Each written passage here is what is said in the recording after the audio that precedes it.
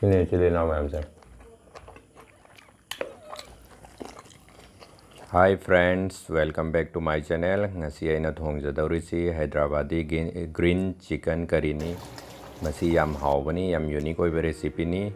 Masida hapjaba machan khare special oiba yauzari. Mayam loi fo yang biraga masigi mathena si mayam try tobiyo yam haubani. Hena si sem na bai damakta ta chicken kg hama lauzarani kg ama si lauzara matung si da masala khara hapani masala si garam masala chammas ama murok chammas ama thum chammas ama hapani hapa matung sidaida masala additional khara masu tawjarani masala additional si ahan bada sing chanam khar hapani aduga podina aduga phadigom khara ma hapani tilo ama hapani aduga kaju piece tara muk badam piece tare ni pantara muk amga dahi chammas ahum amaga hapani marak sida murok atekpa tare ni pana masu hapani chi thaure aduga phajana masi si paste tawrani paste oina grinder da takhairani takhaira matung sidaida phajana mix up tawrani mix up tawraga thongba haujarage thongba haunabai damakta khang salani khang sala matung dai khogi masala mapum sing hai tare haribo tejpata kali mirch jeera happaga hai petang okhaira matung da tilau phajana chop tawbama yam kupna chop tawbama hapani hai phet mun salakpai matang sidaida masala asaigi marinate tawnaba thamkiba chicken si hapani masi ai marakta panjau dere chicken si pung ani muk marinate tawgadawni adudana hena haubani chili naw mayam sing marinate tawraga tawgadawni aduga low flame da dum tawpiyu adu mathang da hapsaribasi chuni green machuni masi optional ni kanagumbana hapninga gadi hapiyu adu green Hyderabadi oibanina green oibagi aina kharamaga additional oina hapsabani masi hapidrasu adum kaisu kaide sumaina tawraga regular khajik otpiyu dahi hapa amasung masagi chicken gi machum tana mahi oibani sisi chili naw mayam sing mahi haibi ganu mahi haida bida thong bane hen haubani dahi dagi sumasane sing thok sarakpani sumaina tawraga minute 30 mamai amukupaga haipetang thambirani around total 40 minutes muk adum tawbiyu 40 minutes oibada chicken si sufficient oibani maitayan oiragadi haitare local desi oiragadi yam kuina changa su yai pungmuk matungda oirasu yai sumaina tawraga chili naw mayam sing loijare mayam haubani yam try bi tawbiyu. Hi friends, welcome back to my channel. Ngasi aina chajagdawri si Hyderabadi green chicken curry ne bako sigi recipe am su yaujaramni yam haubani ai hana muksu try tawjakhrai chili naw mayam sing hojiksu amukka charaga haijrake ai si gi review haijrake aduga uti asangba amaga yaujare chili naw kharna usi uti si chabiro na yam kana haijrai ado asangba ngak to oire ko salad kharamaga cold drink ga thoibaga cha dore haujarage chili naw mayam sing thoiba nang ke haboge papadi uti hana haijra ai dishiyabo si leg piece agera natte mahi khatang leg piece aroidra cha oina chage sa oina chage mahi hirage ngasidi chamaswa to paso haptre sa piece amaga haba age ko papai su khara hirage bismillah wa ala barakatillah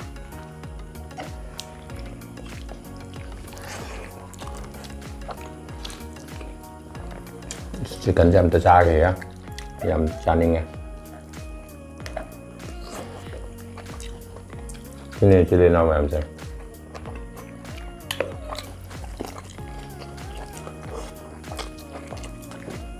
yam hawi hai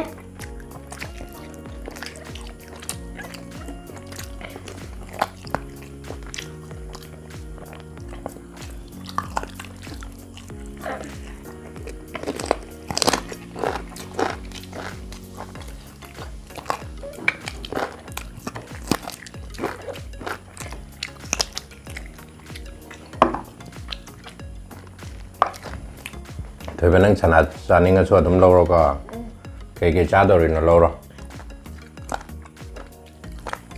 podina sin nang cha roi tra cha roi okay Papadi uti hay lagi nang hay gadra. con hay cái. Ok. Ngasi di green nga ta tare ko to ba. Uti su green noi ra. Lek su green noi ra.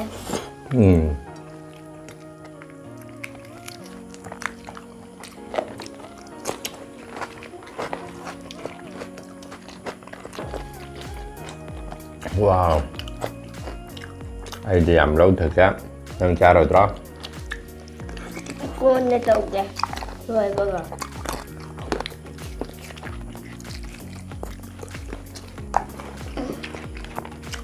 Muro am tak chika.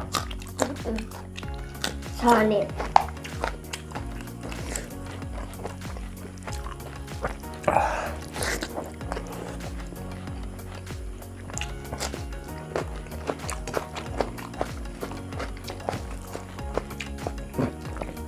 Uti si mairen managa sebot ka chaban to bane yam hawe.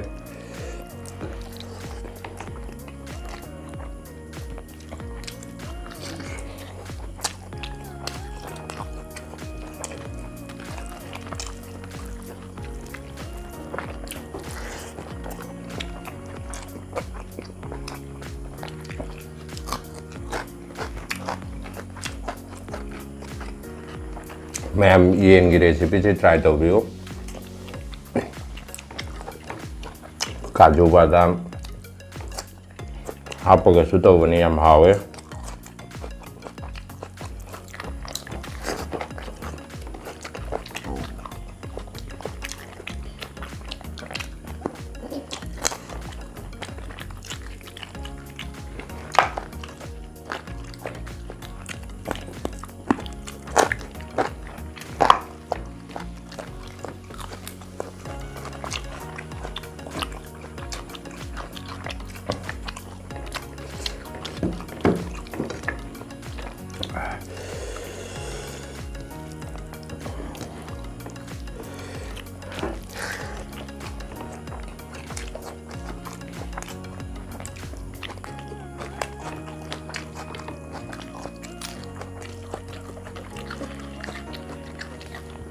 năng cảnh sát thì nên thôi vậy. Đi ở đây nè. Năng nghề gam tàu bao hậu đập tài nào. Tôi để là kìa. Comment tàu vậy. Cái gam nó ngày rồi. Ngày ba. Chả được khói nè paper pi ra cái này. Mà mình thằng ngày luôn là mình ngày tàu với ba. Quay cho nó phải luôn. Cứ đắp ít thôi vậy kìa. Ok. Mi mà làm đi thôi anh nào là rồi à đúng. Ok. Nên xa cái xa rồi đó. Xa rồi đó. Xa rồi. Ok.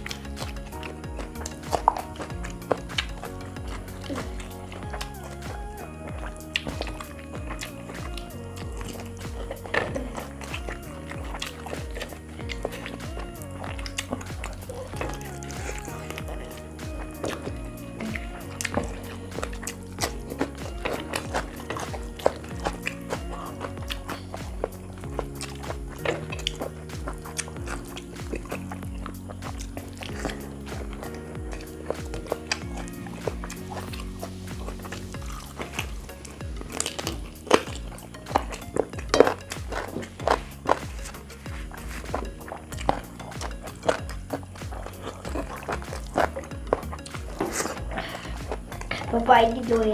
Re. Ok. Chalo ra rồi. Chalo.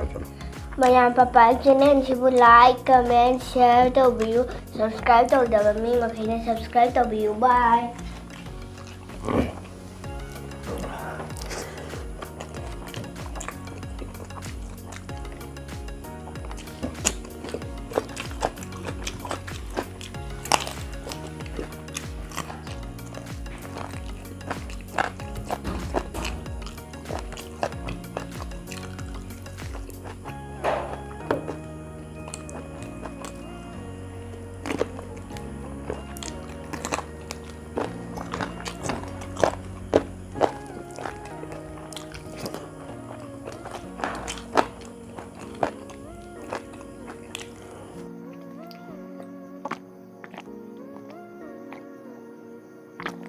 थागतचरी video से मेरी एंटा वैदक तंग असिगिदि Matang असिदा लोइसिनरगे bye.